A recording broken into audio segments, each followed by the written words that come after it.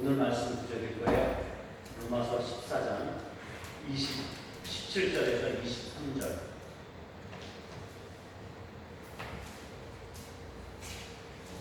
신약 페이지 260페이지, 259페이지 거기 있습니다. 로마서 14장 17절에서 23절 제가 봉독하겠습니다. 하나님의 나라는 먹는 것과 마시는 것이 아니라 오직 성령 안에 있는 의와 평강과 희락이라. 이로써 그리스도를 섬기는 자는 하나님을 기쁘게 하며 사람에게도 칭찬을 받는다. 그러므로 우리가 화평의 일과 서로 덕을 세우는 일을 힘쓰나니 음식으로 말미암아 하나님의 사업을 무너지게 하지 말라. 만물이 다 깨끗하되 버리낌으로 먹는 사람에게는 악한 것이라. 고기도 먹지 아니하고 포도주도 마시지 아니하고 무엇이든지 내 형제로 버리끼게 하는 일을 아니함이 아름다우니라. 내게 있는 믿음을 하나님 앞에서 스스로 가지고 있으라. 자기가 옳다 하는 바로 자기를 정죄하지 않는 자는 복이 있도다. 의심하고 먹는 자는 정죄되었나니 이는 믿음을 따라하지 아니하기 때문이다. 믿음을 따라하지 아니하는 것은 다 죄니라. 좀 난해한 구절이죠? 쉬워요? 예. 쉬운 분들도 있을 것이고 좀 어려운 분들도 있을 것인데, 예. 오늘 이 말씀의 구절에 보면 예수님을 섬기는 사람들은 하나님을 기쁘게 또한 사람에게는 칭찬을 이렇게 받는 사람이라고 이렇게 표현하고 있어요. 제가 처음에 신앙생활 할 때 그 한 집사님이랑 같이 신앙생활을 했거든요. 같이 세례를 받았어요. 한준호 집사님이랑. 불우한 인연이에요. 그죠? 근데 김선희 선생님은 그때 내가 신앙생활 할 때 엄청 소그룹 리더였는데 엄청 게을렀대요. 모임인데도 맨날 늦게 오고 집에 가보면 교회랑 가까웠거든요. 그냥 속된 말 좀 할게요. 처 자빠자고 자빠져 자고 뭐 이랬다는 거죠. 나는 기억이 없어요. 한편으로는 근데 칭찬도 많이 받았어요. 뭘 맡겨놓으면 열심히 한다고. 왜냐면 그럴 수밖에 없는 게 그때는 예수님을 믿어줬고 교회 나가는 게 기뻤거든요. 믿은 지 얼마 안 됐으니까. 그리고 이제 선교단체 생활을 했는데 선교단체 동아리에서 나가는 게 그렇게 좋았어요. 말씀이 그냥 꿀송이 같고 그때처럼 묵상을 열심히 했던 적이 없어요. 그렇게 열심히 하고 성경공부나 양육 과제물이 있어요. 그러면 열심히 다 써서 가고 그거 내가 캐나다 갈 때까지만 갖고 있었는데 다 어디 갔어. 어쨌든 그렇게 나름 공부도 학과 공부도 다 제끼고 열심히 했었거든요. 그러니까 당연히 동아리 모임이나 제자 양육받는 이런 데서는 아주 훌륭한 청년이라고 그렇게 칭찬을 받았죠. 근데 그것이 하나님을 기쁘게 해드린다라고 생각이 되었는데 지금도 이제 그 생각은 변함없어요. 제 기쁨이 있었고 하나님을 기쁘게 해드리는 것이다. 그래서 또 학과 공부하는 게 싫기도 했었고 뭐 이 세상 끝이 안 보이더라고요. 그래서 그냥 주님의 품 안에서 살았는데 한편으로는 또 이렇게 지내오다 보면 다른 사람은 뭐 나보다 더 성공하고 안정된 직장을 갖고 이렇게 해가지고 애새 키우면서 우리처럼 일을 벌리지 않고 평온하게 사는 사람들 보면 참 부럽다. 내가 왜 선교단체에 들어가가지고 그렇게 쫓아다니면서 공부도 안 하고 이렇게 뭐 돈도 없이 막 이럴 때 그런 후회도 하고 그러는데 그러나 역시 다시 한번 생각해보면 그때 그 시절 좀 멋모르기도 하고 어리석어가지고 와이프를 힘들게도 했지만 그럼에도 불구하고 그때 그 시절로 돌아간다고 하면 여전히 저는 장래 걱정 안 하고 그때 하나님을 기쁘게 했다고 내가 생각했던 그 일을 했을 거란 말이죠. 아주 열심히 또 했을 거예요. 근데 오늘 성경의 배경을 보면은 로마 교회 안에서 어떤 사람은 시장에서 파는 그 음식들이나 또 시장에서 파는 음식들이 그때 당시에는 우상숭배들이 숭용했잖아요. 그래서 황제를 위해서 잡는 그 짐승이나 아니면 아세라를 위해서 아프로디테를 위해서 잡는 어떤 제사의 제물들이나 이런 것들을 시장으로 내왔단 말이에요. 3분의 1은 제물을 바치고 3분의 1은 제사장이 갖고 또 일부는 그 제물을 드린 그 사람에게 고기를 줬단 말이에요. 그럼 그 고기를 가지고 와서 많잖아요. 그 시장에 내놓고 팔았어요. 그러면 시장 사람들 중에서 믿는 사람들이 생겼단 말이죠. 그러면 그 고기를 내가 대부분 고기가 우상에게 드렸던 그 제물로 올려졌다가 나온 것이기 때문에 양심상 나 안 먹겠다. 나 그냥 채소만 먹겠다. 이런 사람들이 있었단 말이에요. 그럼에도 불구하고 이미 그리스도 안에서 장성한 사람들은 모든 고기나 물건들은 하나님께서 창조하신 것이고 이것이 그들이 몰라서 제물에게 드렸던 것인데 그것이 우리의 믿음과 무슨 상관이냐. 그래서 믿음의 담대함으로 이렇게 고기를 먹었던 사람들이 있었단 말이에요. 그렇게 먹는 것은 상관이 없어요. 그런데 어떤 사람, 못 먹는 사람들은 비판하는 거죠. 아, 저거 우상에게 올라갔던 건데 왜 저 사람들은 먹느냐. 믿음이 약한 사람들은 이렇게 비판을 하게 돼요. 판단하게 되고. 우리 생활도 마찬가지예요. 믿음 생활한 지 얼마 안 된 사람들은 조금 성경을 알게 되면 사람들을 막 비판하기 시작하거든요. 예, 제가 처음에 그랬던 사람이에요. 김선재 여사님 잘 알아요. 막 판단하고 지적질하고 막 이랬던 사람인데 믿음이 좀 지나가게 되면 이제 그런 건 좀 수그러드는데 또 그 본성을 잘 씻기가 힘들죠. 자, 어쨌든 그럼에도 불구하고 반대의 사람들이 있어요. 반대의 사람들은 어떻게 하냐면 또 이제 핀잔을 하는 거죠. 아, 핀잔하는 게 아니라 좀 멸시를 하는 거죠. 믿음이 약한 사람들.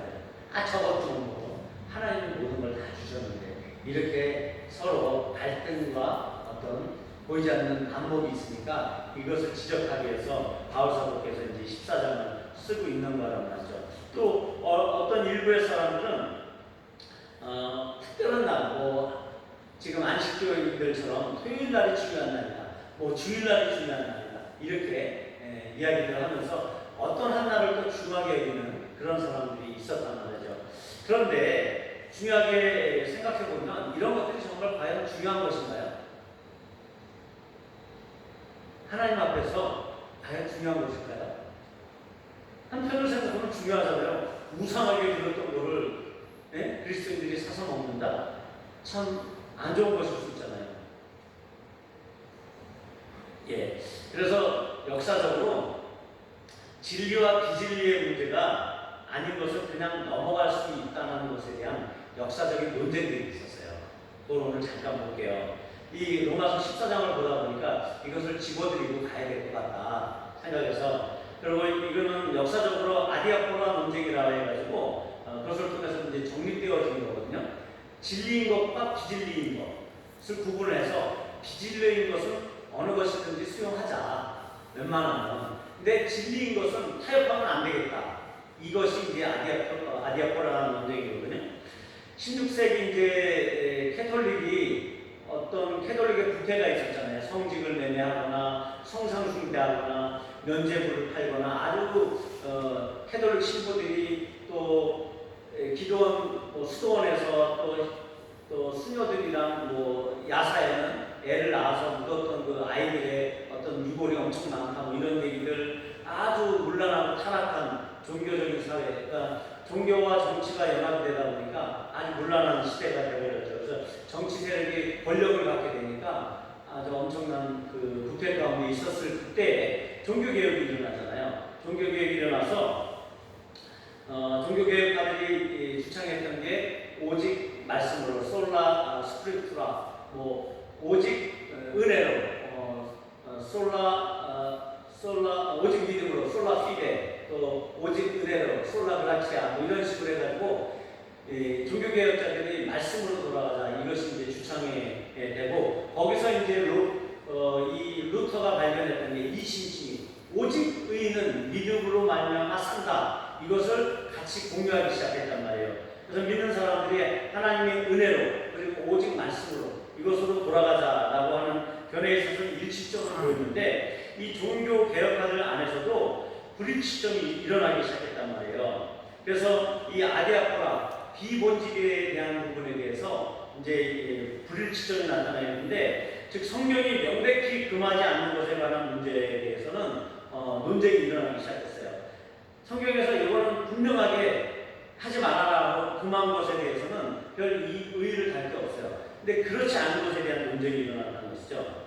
루터는 성경이 명백히 금하지 않는 한 로마교회의 전통과 관습이나 이런 칠성례, 이 성례나 이런 것들은 그냥 받아들여도 된다. 그리고 성경이 금하지 않는 로마교회의 전통은 어느 정도 인정하자 그런 주의였단 말이에요. 그래서 끝까지 루터는 로마교회랑 같이 가려고 했었어요. 로마교회에 그렇게 처음부터 반발하거나 그러지 않았단 말이에요.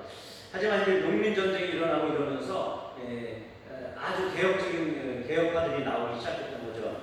그리고 이제 이 개혁파 종교개혁자 중에서는 루터가 있겠지만 그 전에 이제 쯔빙글리라는 사람, 그분이 선구자인데 쯔빙글리라는 사람 또 쯔빙글리와 같이 했던 이제 칼빈이 그 사상을 따랐던 이 칼빈 이런 사람들은 성경이 명하지 않는 한 로마교회의 모든 전통과 관습은 내가 거부하겠다 이런 거예요. 성경에서 명하지 않는 한 루터는 어떻게 해요? 성경에서 금하지 않는 한 참 웃기죠? 네. 성경에서 금하지 않는 한 포용적으로 받아들이겠다 이런 그 예식이나 이런 것들은. 근데 이것이 문제가 됐던 건 뭐냐면 그 성상숭배에 관한 건데요. 이 캐톨릭에서는 성인들의 어떤 그 그림이나 또 스테인드 글라스나 뭐 이런 것들을 수집해가지고 파는 일들이 많았다는. 그래서 돈을 버는 사람들도 있었고 마리아 상이라든지 이런 것들을 팔았다면 이게 성상이거든요. 성상에 대해서 이 쯔빙글리나 이 켈빙이나 이런 사람들은 이것은 우상숭배, 둘째 계명을 어기는 것이다. 절대 안 된다. 이래가지고 이제 서로 다툼이 있었던 거죠. 그래서 이제 나오기 시작한 게 바로 아디아포라 논쟁입니다. 이처럼 성경이 명백히 언급하고 있는 것을 성경이 언급하고 있는 것을 디아포라라고 해요. 딱 언급하고 있는 거. 그 다음에 규정적인 원리예요. 딱 그것은 벗어날 수가 없는 거예요. 규정적 원리, 디아포라. 여러분들 안에 가끔 이런 얘기가 들려질 거예요. 그러니까 이거는 절대 불변이에요. 이와 반대로 성경이 명백히 말하지는 않고 따라서 임의로 할 수 있는 남겨진 영역들이 있어요. 이것을 아디아포라. 아라고 하는 것은 이제 라틴어에서 반대말이거든요. 아디아포라란 말이에요. 반대 개념으로. 그래서 그것은 이제 불간 성경이에요. 성경이 간섭하지 않는 영역이란 말이에요. 이런 부분들이 있었어요. 이는 이제 어떻게 보면 우리 크리스찬들이 성화된 상식으로 이미 세상적인 상식이 아니고 그리스도 안에서 말씀을 많이 읽고 묵상한 사람들은 성화가 됐잖아요. 어느 정도. 그 성화된 상식을 가지고서 내 신앙 양심을 따라서 신앙 양식에 따라서 상식에 따라서 판단할 수 있다는 거죠. 이런 것들을 규정을 하는 거예요. 예를 들어서 예배 시에 이제 예복을 입을 것인가, 저처럼 이렇게 양복을 입고 설교를 할 것인가, 이런 것들 비본질에 관련된 문제는 성경이 없단 말이야. 이런 것들은 우리가 임의로 결정할 수 있어요. 양심의 문제란 말이에요. 물 속에 침례를 해야 되느냐, 아니면 물만 뿌려서 해야 되느냐, 이건 양심의 문제란 말이죠. 이런 것들이 바로 이제 카톨릭 성상과 관련돼서 이런 분쟁이 있었단 말이죠. 그러면서 루터와 쯔빙글리 두 사람 간의 그 개혁 성향은 모든 것을 혁명적으로 바꾸기 원했던 그 재침례파에 대한 견해에서 이제 명백해지기 시작해요. 재침례파라는 것은 뭐냐면 카톨릭에 있었다가 개신교로 개혁하고 넘어온 사람들 있잖아요. 그럼 카톨릭에서 행했던 그 유아 세례라는 것들이 있어요.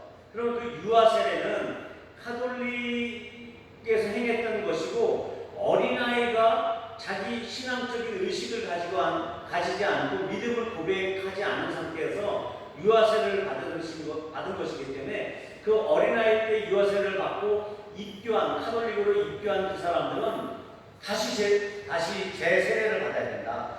다시 세례를 받아야 된다는 그 개념이었거든요.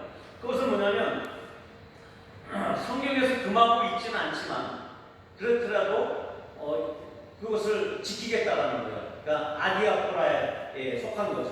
네. 성경에서 금하고 있는 것은 디아포라잖아요. 그럼 이 아디아포라의 영역을 이 사람들은 성경에 없기 때문에 이것을 성경의 원칙으로 봐야 된다라고 해서 디아포라로 집어넣는 말이에요.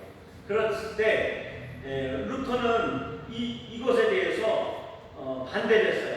왜냐하면 다시 세례를 준다라는 부분에 대해서 반대를 했고, 특히 칼빈의 그 기독교 강요에서 보면 뭐라고 얘기하고 왔냐면 고린도전서 1장 16절에 보니까 또한 내가 스데바나 집사람에게 세례를 주었다.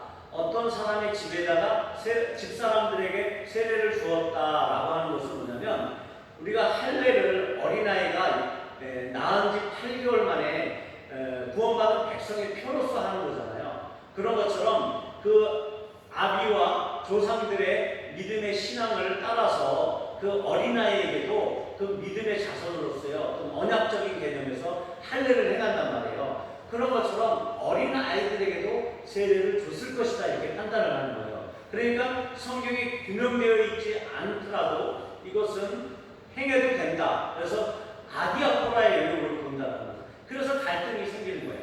제세례파와 그 다음에 루턴이 다른 사람들과 이렇게 갈등이 생겼단 말이죠. 이런 그 갈등 가운데서 이 루터의 제자인 루터의 계승자인 루터파의 그 멜랑이톤이라는 사람이 있어요. 독일 사람인데 그 사람은 이런 성찬 문제, 그러니까 카톨릭과 또 그 믿는 그 개혁주의자들 간에 이 성찬 전쟁이 있거든요. 그거는 이제 오늘 어려우니까 얘기를 안 할게요. 캐톨릭에서 화채설을 주장을 했고, 루터 같은 경우는 이제 공제설을 주장하고, 또 켈빈 같은 경우는 영적 인재설, 이렇게, 또 이제 쯔빙길리 같은 사람은 상징설, 이렇게 주장을 했는데, 그런 얘기를 떠나서 이런 것들에 대해서 멜랑이톤이라는 사람은 성경에 명백한 증거가 없다. 단지 이것은 내 몸과 피라고 하는 주님의 말씀 그것에 대해서 해석의 문제이지 어떤 한 주장을 가지고 지탱해 주는 것은 아니다. 그렇기 때문에 아디아포라의 영역으로 봐야 되겠다. 이 성찬 문제는 단순히 지켜야 될 것은 이것은 내 몸과 피라. 이 개념만 지키고 성찬을 하면 된다. 그래서 이런 사람들의 이론과 논리에 대해서 우리가 신경 쓰지 말자 이렇게 해서 종교개혁했던 그 교회들마다 나눠지는 것들을 카톨릭을 빼놓고 카톨릭은 화채설이라고 해가지고 이미 그 떡 안에 이미 예수 그리스도께서 임재해 있다고 보는 거예요. 물질 안에.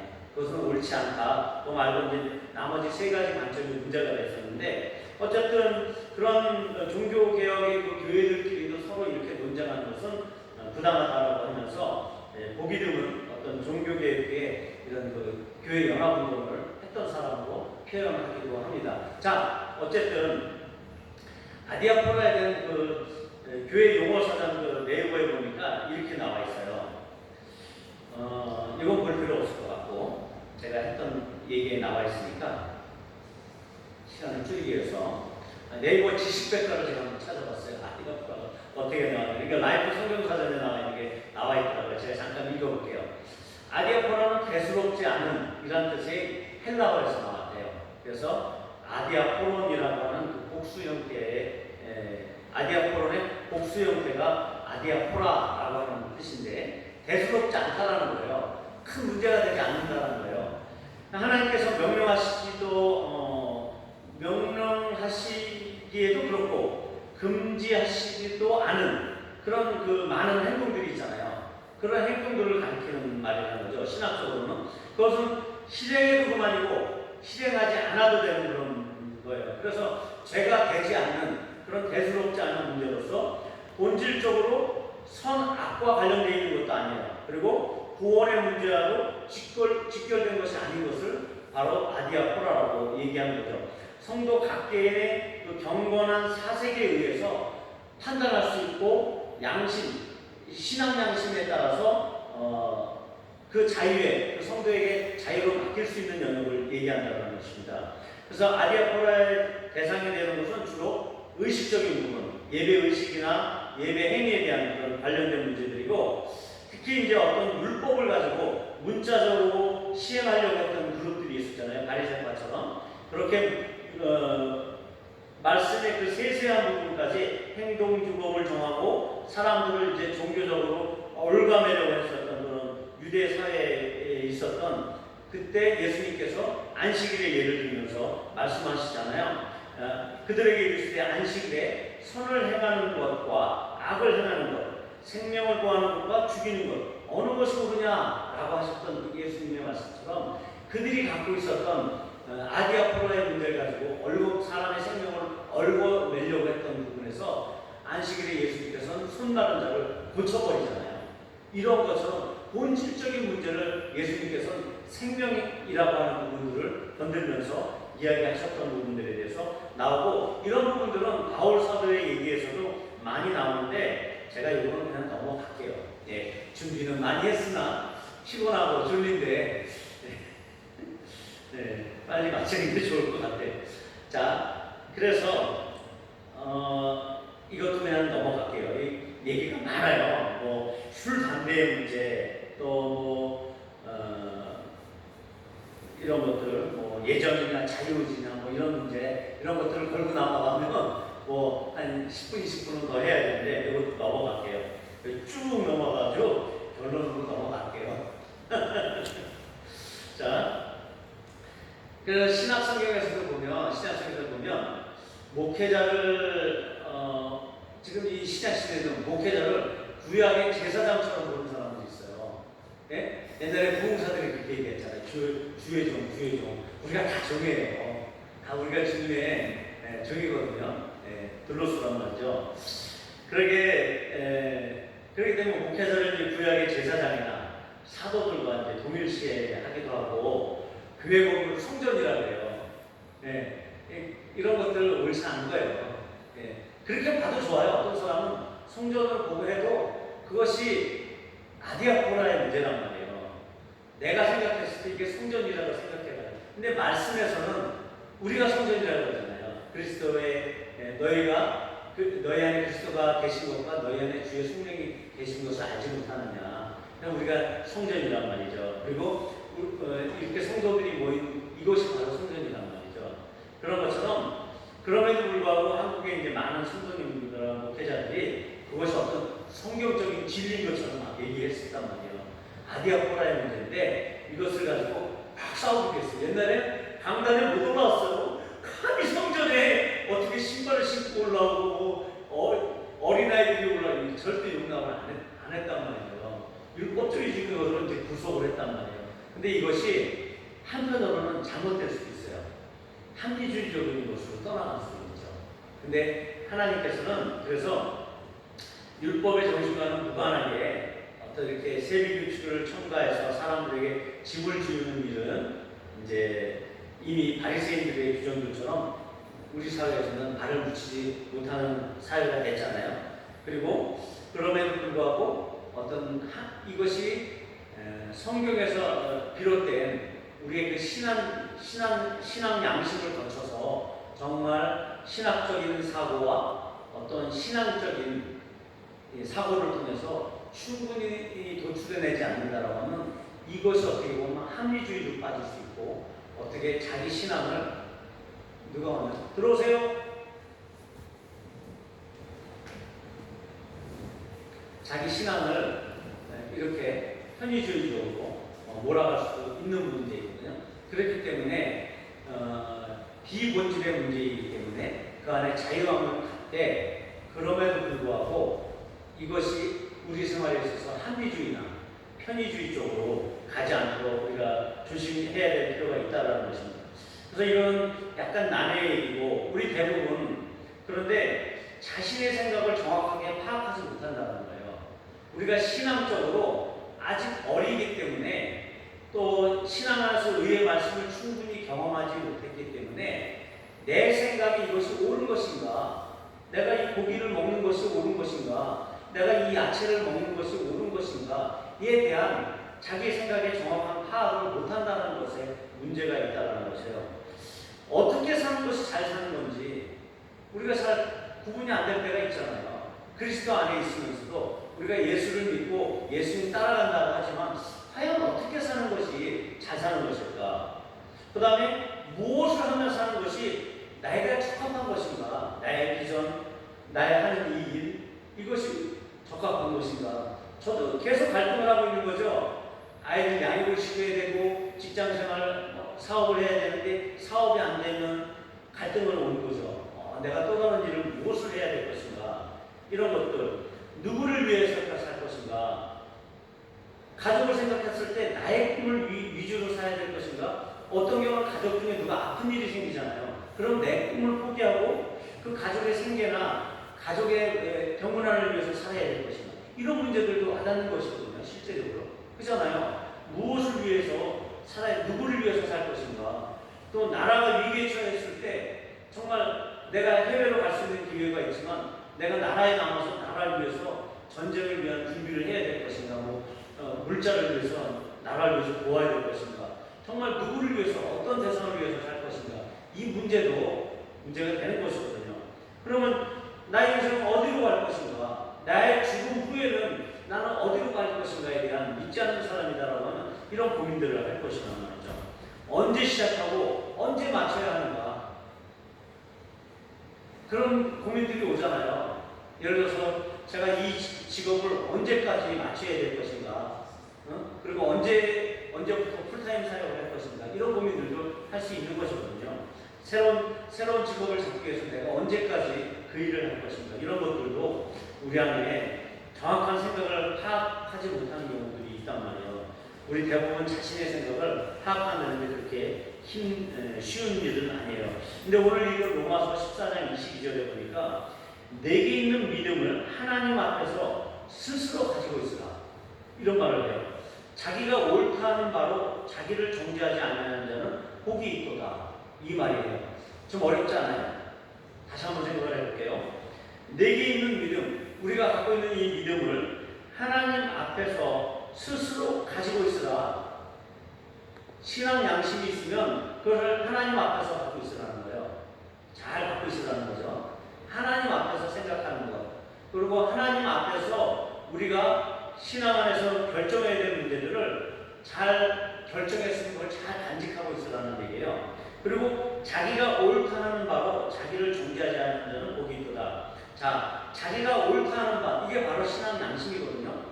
자기가 옳다고 생각해서 고기를 안 먹었어. 자기가 옳다고 생각해서 고기를 먹었어. 그 옳다고 생각하는 그 신앙 양심을 가지고 그걸 가지고 자기를 정죄하지 않는 자. 그건 뭐냐면 신앙 양심 때문에 괴로워하지 말라는 거예요. 그건 왜? 비본질의 문제이기 때문에. 이해되시죠? 이것이 우리에게 자유를 갖다 주는 거예요. 이 비본질의 문제를 가지고 많은 사람들이 싸우고 혼자서 갈등하는 경우들이 많이 있단 말이에요. 우리가 어떤 생각을 할 때 하나님, 오늘 이 말씀 앞에 있는 것처럼 하나님 앞에서 우리가 많은 사람들의 조언을 얻을 수도 있어요. 성경을 볼 수도 있고 우리가 고민하는 문제가 있다라고 하면 이렇게 바울 사도가 얘기하는 것처럼 이 고기를 먹을 것인지 말아야 될 것인지 내가 갖고 있는 신앙의 성장도에 따라서 그 믿음의 분량대로 믿음을 하나님 앞에서 스스로 가지고 있으라. 그 네가 갖고 있는 그 믿음에 따라서 신앙 양심대로 결정한 그것에 대해서 그것 때문에 스스로를 괴롭게 하지 말라라고 하는 본문이 바로 이 본문이란 말이에요.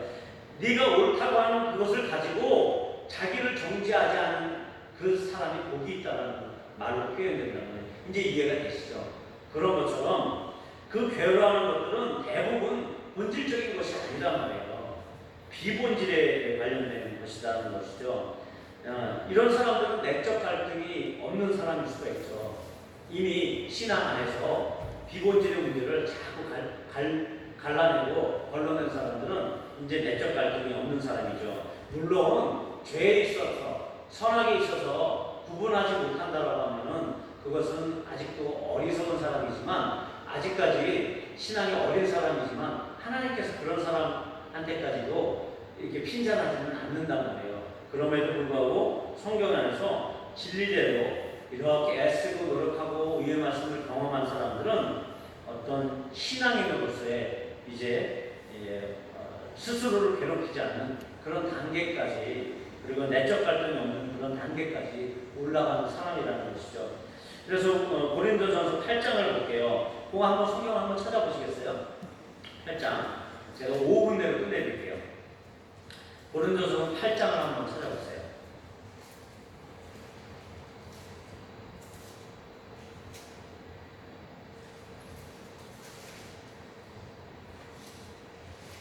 신약 200, 고린도전서 8장 293페이지. 제가 읽어드릴게요. 잘 보세요.